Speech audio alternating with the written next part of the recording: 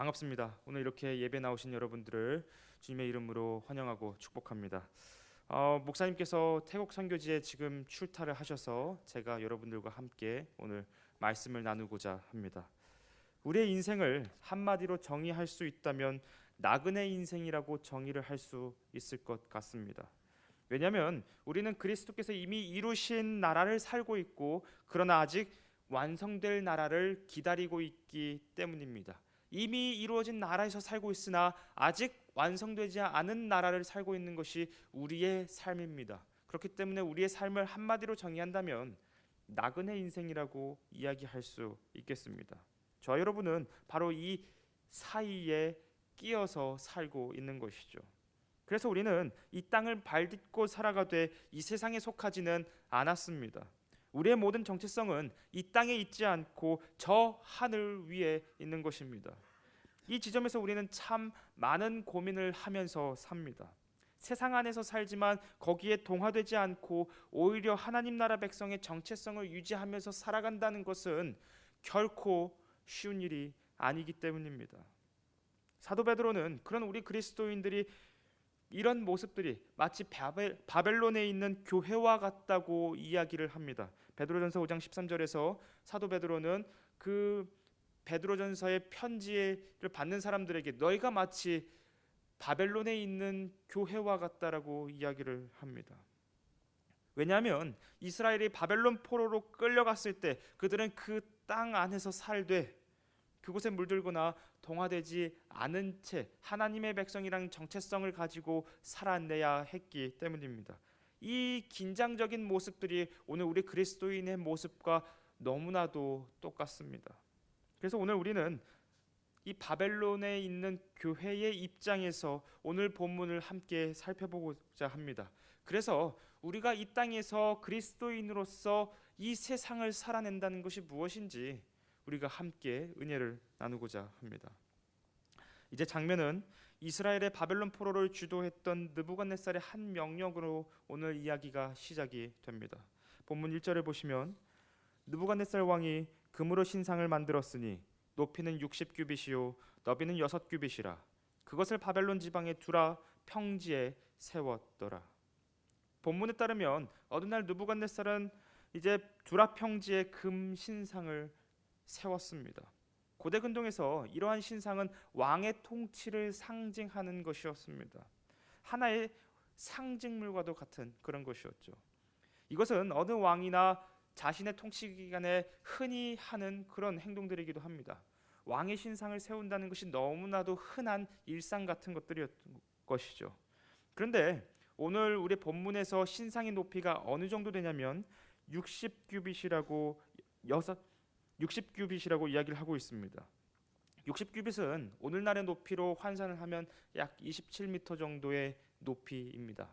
27m의 높이가 여러분들에게 확 와닿지는 않을 것 같은데 이것을 우리가 좀 쉽게 생각해 볼 수 있는 높이로 생각을 해보자면 아파트 층수 9층 정도의 높이가 될 것입니다. 우리에게는 뭐 그렇게 인상적이지는 않은 높이인 것 같습니다. 그러나 고대 세계에서 주전 그 고대 세계에서 27m면 당시 두 번째로 높은 건축물이었습니다. 두 번째로 높은 건축물이 바로 이 느부갓네살이 세우고자 했었던 이 금 신상이었던 것이죠. 당시 고대 사람들은 이 신상을 보면서 굉장히 충격을 받았을 것입니다. 그런데 이 충격이 어떤 충격과 비슷하냐면요. 1930년대 프랑스에서 에펠탑을 세웠을 때 사람들이 저 건축물이 뭐지 하는 그 충격과 비슷한 충격이었던 것입니다. 1930년대 에펠탑은 당시 이 세상에서 가장 높은 건축물이었습니다. 그 건축물의 높이를 보면서 어떻게 저렇게 높을 수 있을까 하는 그런 생각을 가지고 있었던 것이죠. 프랑스가 에펠탑을 세웠을 때는 당시 파리 엑스포가 진행되고 있었고 이를 기념하기 위해서 세운 것이었습니다. 그러므로 느부갓네살이 27m나 되는 이 거대한 금신상을 세운 것은 바로 어떠한 사건을 기념하기 위해서 이 신상을 세운 것이었습니다. 그렇다면 느부갓네살은 어떤 것을 기념하려고 했던 것일까요? 포로 생활로 흩어진 유대인들을 그 사람들을 위해서 히브리어에서 그리스어로 번역한 성경이 하나 있는데요. 그 성경을 우리는 70인역 성경이라고 이야기를 하기도 합니다. 근데 그 70인역 성경 다니엘서 3장 1절의 내용을 보시면 여기는 이제 그 당시 사람들의 생각과 그런 어떤 부가적인 설명들이 함께 녹여져 있는데요. 제가 이 부분을 함께 읽어보겠습니다. 여러분들께서 개역개정 성경과 함께 비교하면서 읽어보시면 좋겠습니다. 들어보시면 좋겠습니다. 느부갓네살 왕 18째 해에 인도에서 에티오피아에 이르기까지 모든 성읍과 나라와 땅의 모든 거민을 다스릴 때에 금 신상을 건축하였더니 높이는 60규빗이요 너비는 6규빗이라. 그리고 그것을 바벨론 지역을 둘러싸고 있는 평지에 세웠더라. 여러분들이 지금 보고 계신 개역개정 성경과 조금 추가적인 설명이 들어 있습니다. 느부갓네살 왕이 18째 되는 해에 무엇을 했냐면 인도에서 에티오피아에 이르기까지 이 모든 지역들을 점령했었던 때였던 것입니다. 그러니까 느부갓네살은 이것을 기념하기 위해서 이 금신상을, 거대한 금신상을 세웠던 것이죠. 그런데 이 느부갓네살 왕 제18년은 유대식으로 계산했을 때는 제19년을 의미합니다. 그런데 이때가 어떤 때냐면 예루살렘 성전이 그리고 예루살렘 성읍이 완전히 무너지던 때였습니다. 열왕기하에 그 장면이 아주 상세히 기록이 되어 있는데요. 열왕기하 25장 8절부터 11절까지를 보시면 이렇게 이야기를 하고 있습니다. 바벨로니아의 느부갓네살 왕 제19년 다섯째 달 7일에 바벨로니아 왕의 부하인 느부사라단 근위대장이 예루살렘으로 왔다. 그는 주님의 성전과 왕궁과 예루살렘의 모든 건물 곧 큰 건물은 모두 불태워버렸다. 근위대장이 지휘하는 바벨로니아의 모든 군대가 예루살렘의 사면 성벽을 헐어버렸다. 느부사라단 군위대장은 도성 안에 남아있는 나머지 사람들과 바벨로니아 왕에게 투항한 사람들과 나머지 수많은 백성을 모두 포로로 잡아갔다. 그러므로 느부갓네살이 27m나 되는 그 거대한 금신상을 통해서 자신의 무엇을 드러내고 싶었냐면 이 세상을 지배하고 있고 내가 이 모든 넓은 세상을 다스리고 있다는 것을 보여주기 위해서 세웠던 것입니다. 그리고 그 마무리의 장면이 바로 예루살렘의 함락이었고 하나님의 성전이 무너지는 것이었습니다. 느부갓네살은 이 신상을 통해서 자신의 그 업적과 통치가 영원하기를 바랬습니다. 성전을 무너뜨리고 나서 그가 바로 한 것이 바로 이러한 행동들인 것입니다. 이런 거대한 신상과 같은 기념문에는 화려한 낙성식이 있기 마련입니다. 실제로 고대 근동에서 신상을 봉헌할 때는 고위 관리들이 신상에게 경의를 표의하기도 했습니다. 왜냐하면 그러한 경의가 곧 왕에 대한 충성을 의미하는 것이었기 때문이죠. 그래서 본문 2절과 3절을 보면 느부갓네살 왕이 이 신상을 세우고 나서 수많은 관리들이 와서 이제 이 신상에게 경배를 하려고 합니다. 느부갓네살 왕이 전령들을 보내서 지방장관들과 대신들과 총독들과 고문관들과 재무관들과 판사들과 법률가들과 지방 모든 관리들을 느부갓네살 왕이 세운 신상의 제막식에 참석하게 하였다. 그래서 지방장관들과 대신들과 총독들과 고문관들과 재무관들과 판사들과 법률가들과 지방 모든 관리들이 느부갓네살 왕이 세운 신상의 제막식에 모여서 느부갓네살 왕이 세운 그 신상 앞에 섰다. 이렇게 해서 전국에서 모인 바벨론의 모든 관리들이 이 신상 앞에 모였습니다.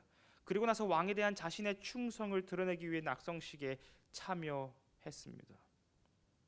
그리고 이제 이들 모두가 일제의 그 악기 소리에 맞춰서 그 거대한 신상 앞에 절을 하게 됩니다. 자신들에게 주어진 권력과 명예와 여러 가지 혜택들을 유지하기 위해서 죽어있는 우상에게 절을 하고 있는 것입니다. 사랑하는 성도 여러분, 어쩌면 이 모습이 세상이 사람들을 어떻게 지배하는지 보여주는 하나의 모습과도 하나의 그림과도 같습니다. 세상은 사람들에게 승리주의의 환상을 보여줍니다. 느부갓네살과 같이 훌륭한 업적을 가진 사람들을 치켜 세웁니다. 그리고 이러한 사람들이 제시하는 우상화된 가치들을 경배하고 따르도록 만듭니다. 금신상은 바로 이러한 것들을 보여주는 아주 큰 상징인 것이죠. 가령 한 분야에서 성공을 한 사람들은 자신만의 방법을 제시합니다.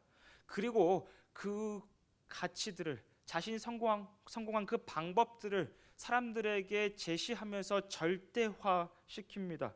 그것이 전부인 양 따르도록 만드는 것입니다. 그들이 제시하는 커리어, 능력, 인맥, 자산, 투자, 이런 모든 것들이 어느새 사회의 절대적인 가치가 되고 있는 것입니다.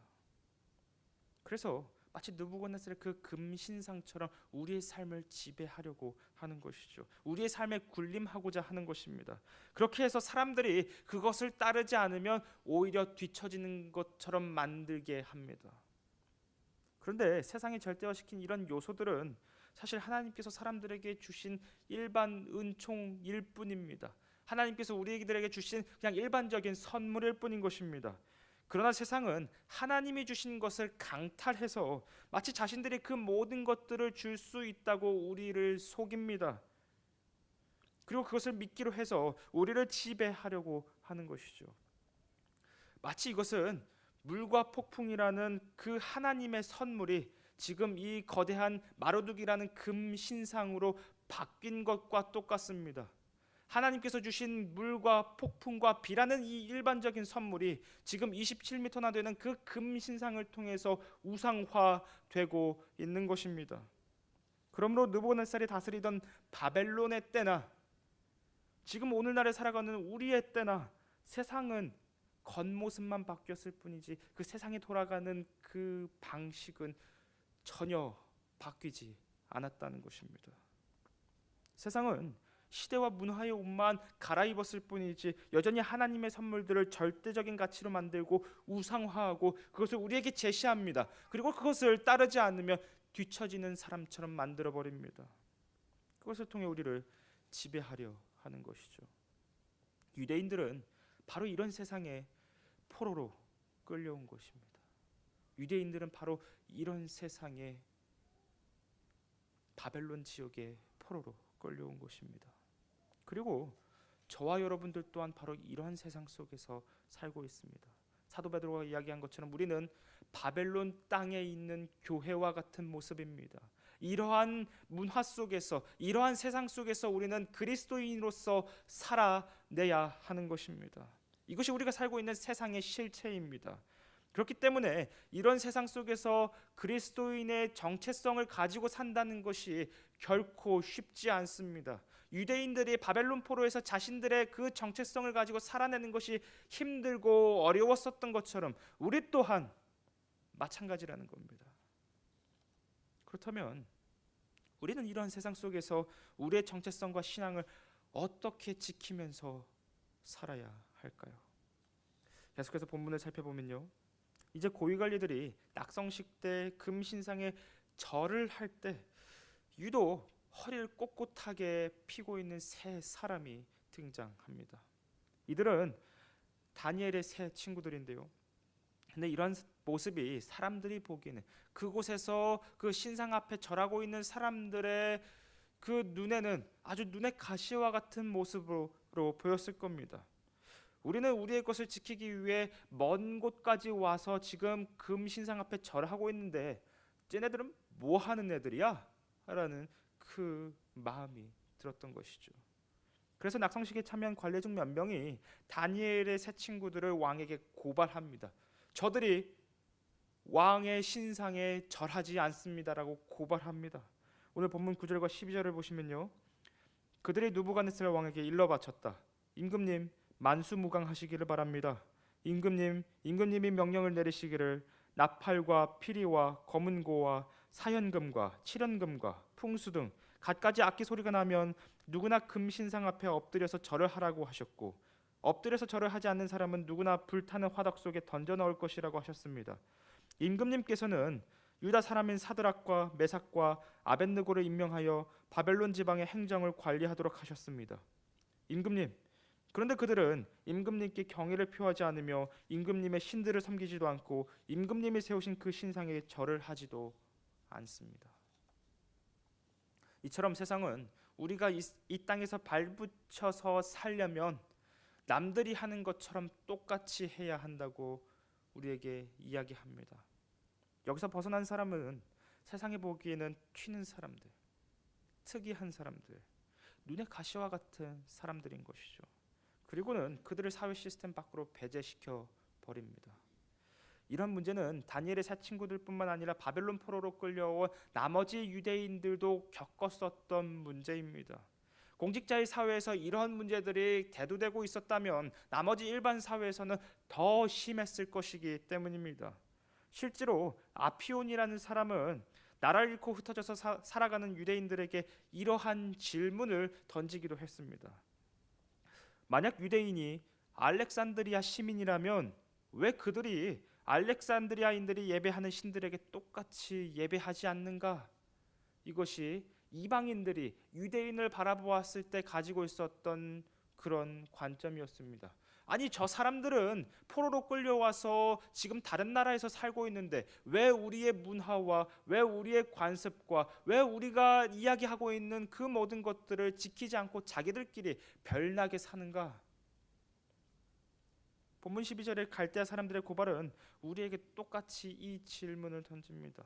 왜 그리스도인들은 우리와 같지 않은가?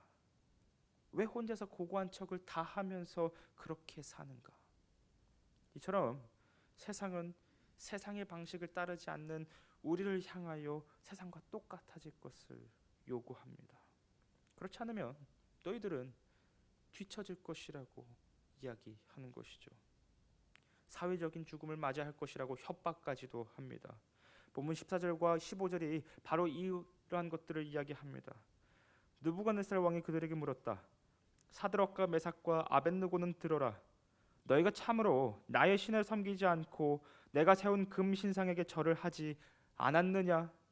지금이라도 너희가 나팔과 피리와 검은 고와 사연금과 칠연금과 풍수 등 갖가지 악기 소리가 날 때에 내가 만든 신상에서 엎드려 절을 할 마음이 되어 있다면 괜찮다. 그러나 그렇지 않으면 즉시 불타는 용광로 속에 던져 넣을 것이다. 어느 신이 너희를 내 손에서 구해낼 수 있겠느냐? 이것이 느부갓네살이 우리에게 이야기하는 답변입니다. 세상이 우리에게 하는 답변입니다. 어느 신이 너희를 내 손에서 구원할 수 있겠느냐가 바로 세상이 우리에게 던지는 질문인 것입니다. 느부갓네살은 결국 이 이야기를 통해서 너희가 아무리 하나님 뜻대로 살아봤자 너희들의 운명과 목숨은 내 손 안에 달려있다라고 이야기를 합니다. 세상도 느부갓네살과 같이 우리에게 똑같이 이런 이야기를 합니다. 보이지 않는 하나님보다 보이는 세상의 가치를 붙들고 살라고 이야기합니다. 그리고 그것이 우리에게는 너무나도 매력적으로 들릴 때가 참 많습니다. 그냥 눈 잠깐 감고 그냥 하나님 잘못했습니다, 용서해 주세요라는 그 마음을 품고 그냥 세상의 것을 따르기만 하면 될 것 같습니다. 하지만 다니엘의 세 친구는 세상 속에서 살되 믿음으로 살아가는 것이 무엇인지 우리에게 보여주고 있습니다. 본문 17절과 18절인데요. 왕이여, 우리가 섬기는 하나님이 계시다면 우리를 맹렬히 타는 풀무불 가운데서 능히 건져내시겠고 왕의 손에서도 건져내시리이다. 그렇게 하지 아니하실지라도 왕이여, 우리가 왕의 신들을 섬기지도 아니하고 왕이 세우신 금 신상에게 절하지도 아니할 줄을 아옵소서라고 이야기합니다. 능히 너희를 내 손에서 건져낼 사람이, 건져낼 신이 누구겠느냐라는 그 질문에 이들은 하나님께서 능히 건져내시겠다고 이야기합니다.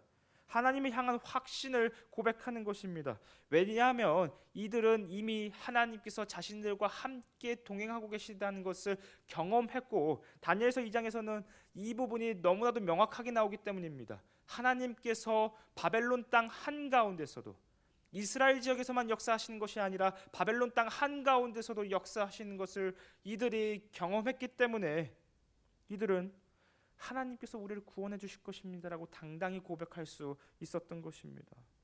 또한 이들은 그렇게 아니하실지라도, 하나님께서 우리를 당신의 손에서 구원하시지 아니하실지라도 우리는 그냥 당당히 죽겠습니다라고 고백합니다.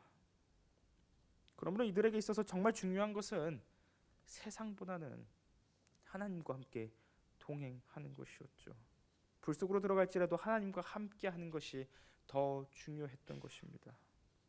이처럼 이들에게는 자신들의 삶 속에서 무엇이 중요한지, 어떤 것이 더 근본적인지를 꿰뚫어 볼 수 있는 믿음이 있었습니다. 하나님을 확신하는 것, 하나님이 나와 함께 하는 것을 확신하는 것, 이것이 바벨론 땅에서, 세상 속에서 믿음의 길을 가게 하는 원동력이었습니다. 저 여러분 또한 세상 속에서 살고 있지만 세상과 타협하지 않는 이런 믿음의 고백을 하는 저 여러분 모두가 되시기를 주님의 이름으로 소망합니다. 이제 이러한 신앙 고백을 들은 느부갓네살은 분노하게 됩니다. 그리고 세 사람을 풀무불에 그냥 던져버리고 맙니다. 이 모습만 보면 하나님께서는 하나님의 백성들을 구원하시지 못하는 것만 같습니다. 우리 삶 속에서 이런 경험들이 얼마나 많이 있는지 모르겠습니다. 하나님 뜻대로 살았지만 결국 내가 예상했던 그 어려움들을 맞이하게 되고 결국 그 어려움들을 통과해야 하는 그 경험들이 저와 여러분 모두에게 있으리라 생각이 듭니다. 이 모습만 보면 하나님께서는 우리를 구원하시지 않는 것만 같습니다. 그런데 그때 기이한 장면이 느부갓네살의 눈에 들어오게 됩니다. 본문 24절과 25절을 보시면요, 그때 느부갓네살 왕이 놀라 급히 일어나서 모사들에게 물어 이르되 우리가 결박하여 불 가운데 던진 자는 세 사람이 아니었느냐 하니 그들이 왕에게 대답하여 이르되 왕이여 올소이다 하더라. 왕이 또 말하여 이르되 내가 보니 결박되지 아니한 네 사람이 불 가운데로 다니는데 상하지도 아니하였고 그 넷째 모양은 신들의 아들과 같도다. 느부갓네살은 풀무 속에서 지금 누굴 보고 있습니까? 신들의 아들과 같은 자를 보게 됩니다. 하나님께서 그들과 함께 동행하고 계시는 것을 보고 있는 것입니다. 왕은 그 어떤 신도 자신의 손에서 저들을 구원하지 못할 것이라 생각했습니다. 그런데 느부갓네살은 이 사건을 통해 하나님이 저들을 구하고 있는 장면을 목격하고 있는 것입니다. 그런데 하나님께서 하나님의 백성들을 지금 어떻게 구원하고 계십니까? 하나님은 다니엘의 세 친구들을 풀무불로부터 구원하지 않으셨습니다. 저와 여러분이 하나님의 길을 따라간다고 해서 맞이할 그 어려움으로부터 우리를 구원해 주시지는 않습니다. 불 가운데 들어가는 것을 막지 않으시고 오히려 불로 들어가는 것을 허용하셨습니다. 우리의 삶에 다가온 그 문제를 그냥 맞이하도록 허용하셨습니다. 그런데 그때 세 친구들은 무엇을 경험하냐면 불 속에서의 구원을 경험합니다. 불 속에서의 구원을 경험합니다. 그 문제 가운데서 하나님이 동행하시는 것을 경험하게 되는 것입니다. 이것이 하나님께서 우리와 함께 하시는 방식입니다. 하나님께서는 우리의 그 문제들을 치워주시는 분이 아니십니다. 그런데 하나님은 그 문제 속에 있는 우리와 함께 동행하시는 분이십니다. 백성들의 고난 한가운데 함께 하심으로 구원을 이루고 계시는 겁니다. 이 모든 것을 세상으로 상징되는 느부갓네살과 바벨론의 모든 관리들이 다 목격하고 맙니다. 그 결과 신상과 느부갓네살의 그 훌륭한 업적과 위엄들은 한순간에 잊혀져만 가고 오히려 그곳이 하나님의 영광이 드러나는 곳이 됩니다. 우리의 고난이, 우리의 문제가 오히려 하나님의 영광이 발산되는 그런 역설적인 곳임을 우리가 기억해야 하는 것입니다. 그렇다면 하나님은 이 사건을 통해 무엇을 이야기하고 싶으셨던 걸까요? 우리가 앞서 살펴보았지만 이 사건이 발생한 때는 느부갓네살 제18년 때입니다. 예루살렘 성전이 무너졌던 때입니다. 이제 하나님의 백성들은 남유다에서 바벨론의 포로로 끌려오게 됩니다. 이제 그들은 바벨론이라는 거대한 용광로 속에 들어가게 된 것입니다. 다니엘의 세 친구들은 그냥 그 풀무불에만 들어간 것이 아니라 이들이 상징하는 것이 있었습니다. 그것은 바로 하나님의 백성들이, 이스라엘이 바벨론 포로라는 그 풀무불 속으로 들어갔다는 것을 상징하는 것입니다. 그러나 하나님은 그 포로 기간을 이렇게 말씀하십니다. 이사야 48장 10절을 보시면 보라 내가 너를 연단하였으나 은처럼 하지 아니하고 너를 고난의 풀무불에서 택하였노라라고 말씀하십니다. 백성들의 포로 시기는 곧 풀무불 속에서의 연단이었습니다. 그러므로 하나님은 새 친구들과 함께 불 속에서 함께 계셔서 구원을 이루어내셨던 것처럼 바벨론 포로라는 그 풀무불 속에 하나님께서 당신의 백성들과 함께 하시겠다고 이사야 선지자를 통해 그리고 이들이 바벨론 포로로 끌려오기 전부터 계속해서 약속을 하셨었던 것입니다. 하나님께서는 우리의 고난을 치워주시지 않습니다. 오히려 그 고난 가운데서 우리와 함께 하시면서 우리의 연약함들, 우리의 죄악들, 우리의 참으로 악한 것들을 다 제거하심으로써 우리를 구원해 나가십니다. 하나님은 백성들이 겪는 그 고난 항복판에 오셔서 하나님께서 우리와 함께 우시겠다는 것입니다. 그래서 하나님은 고난 가운데 있는 하나님의 백성들에게 이렇게 말씀하셨습니다. 이사야서 43장 1절부터 3절 말씀인데요. 야곱아 너를 창조하신 여호와께서 지금 말씀하시느니라. 이스라엘아 너를 지으신 이가 말씀하시느니라. 너는 두려워하지 말라. 내가 너를 구속하였고 내가 너를 지명하여 불렀나니 너는 내 것이라. 네가 물 가운데로 지날 때에 내가 너와 함께 할 것이라. 강을 건널 때에 물이 너를 침몰하지 못할 것이며 네가 불 가운데로 지날 때에 타지도 아니할 것이요 불꽃이 너를 사르지도 못하리니 대전하는 여호와 내 하나님이요 이스라엘의 거룩한 이요 내 구원자임이라. 하나님의 이 말씀이 예루살렘이 멸망했을 때 곧바로 다니엘의 새 친구들을 통해서 드러나게 되고 이루어지고 성취된 것입니다. 말씀을 맺고자 하는데요. 사랑하는 성도 여러분, 세상은 우리를 향하여 세상과 똑같아지라고 유혹하고 회유하고 때로는 위협을 가하기도 합니다. 때로는 그것이 우리의 삶 속에서 고난으로 다가오기도 합니다. 그런데 하나님께서 고난받는 백성들을 어떻게 하시나요? 고난으로부터 구원하시지 않습니다.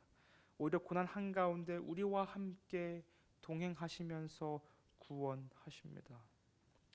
우리는 이 경험을 통과하고 나서야, 이러한 어려움들을 통과하고 나서야 무엇을 비로소 알게 되냐면 나와 함께 하시는 하나님이 누구신지를, 하나님의 인격성을 비로소 알게 됩니다. 하나님의 백성들은 약속의 땅에 있으면서 끊임없이 하나님을 섬기면서 동시에 우상을 섬겼습니다. 마치 우리가 하나님을 섬기면서 이 세상의 가치들을 따르는 모습과 정확히 똑같습니다. 그러나 하나님의 백성들에게 다가온 이 고난을 통해서 이스라엘은 비로소 하나님이 진정으로 누구신지를 깨닫게 됩니다. 마찬가지로 하나님께서는 우리 삶 속에 닥쳐온 그 세상이 주는 어려움과 고난을 통해서 하나님이 비로소 누구인지를 우리에게 알려주십니다. 하나님께서는 진작에 우리에게 여러 번 알려주시지만 우리가 듣지 않았던 것을 우리가 고난을 통해서 하나님이 누구신지를 비로소 마음을 열고 깨닫게 되고 받아들이게 되는 것입니다. 그래서 사도 베드로는 이러한 풀무불을 이렇게 설명합니다. 베드로전서 4장 12절에서 14절 말씀인데요. 우리 다 같이 한번 찾아보면 좋겠습니다. 베드로전서 4장 12절에서 14절 말씀.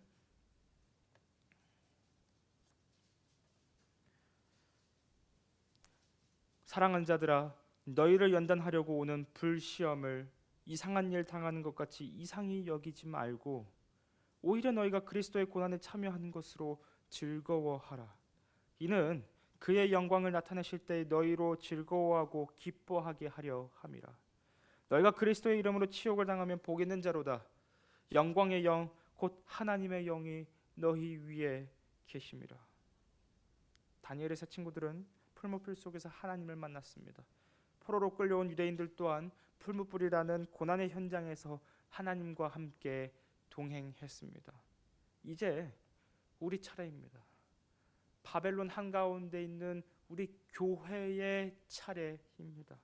저 여러분 또한 세상이라는 삶의 현장에서 끊임없이 밀려들어오는 세속의 물결과 고난의 불을 지나가게 될 것입니다. 그때 십자가를 통해 우리의 고난의 현실에 들어오신 예수 그리스도를 만나며 삼위 하나님과 동행하는 저 여러분 모두가 되시기를 주님의 이름으로 소망합니다. 저 멀리 계신 하나님이 아니라, 나와 상관없는 떨어져 있는 하나님이 아니라 나와 함께 동행하시는 하나님을 만나게 되시기를 소망합니다. 그리하여 우리의 고난이 하나님의 영광이 되어서 세상이 하나님을 주목하게 되는 그런 저 여러분 모두가 다 되시기를 주님의 이름으로 소망하고 축복합니다. 기도하겠습니다.